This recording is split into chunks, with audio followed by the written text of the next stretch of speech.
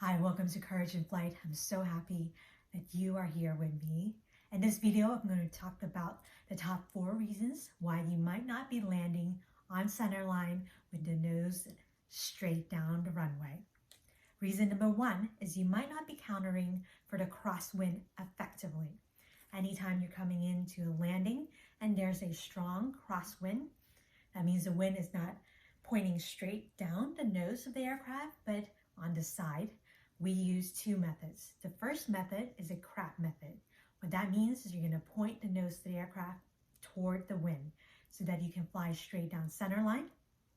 As you get closer and closer to the ground, you're going to transition into what we call a side slip method.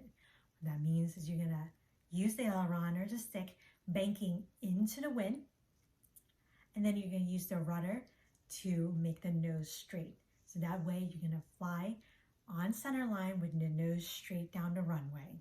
Now, if the wind is really strong, you might be landing on one wheel first and then the second wheel. Be careful if you are flying a low-wing aircraft that you don't use the side slip method so aggressively that you touch the wingtip on the runway. Reason number 2 why you might be landing off of center line and crooked is that you might not be countering for that turning tendencies. You might have heard your flight instructors tell you that as you're adding power climbing on that takeoff, you need a little bit of right rudder to maintain center line. And the reason is because there is left turning tendencies that could be caused by 4 factors: P factor, spiraling slipstream, gyroscopic precession, and torque. But the opposite is also true. Anytime you pull the power coming in for a descent, the aircraft has a tendency to yaw to the right, and you might need to counteract that with left rudder. So adding power, climbing, right rudder, pulling power, descending, left rudder. Reason number 3 is that you might not be countering for the fact that your controls are less effective as you get slow and slower. Your aileron, your elevator, and your rudder might not be as effective.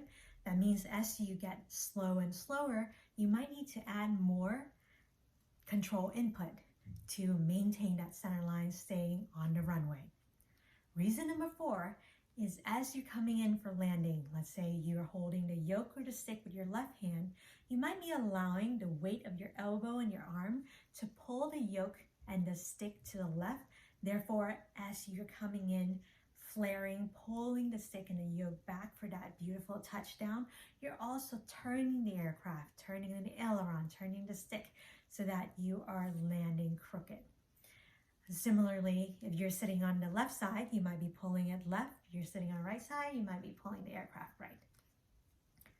So you want to make sure that as you are coming in, landing, going for that flare, is you're just simply pulling the yoke and the stick straight back, not turning it in any way.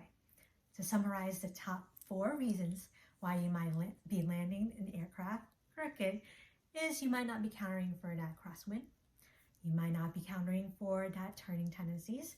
You might not be countering for the fact that as your aircraft gets slow and slower, you need more control input.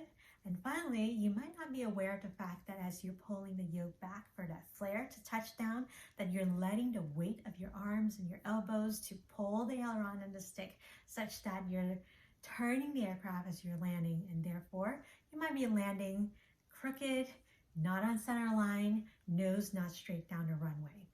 When you bring your awareness and all of these top 4 common errors, you will have a much better landing. Thanks for watching and see you next time. Bye.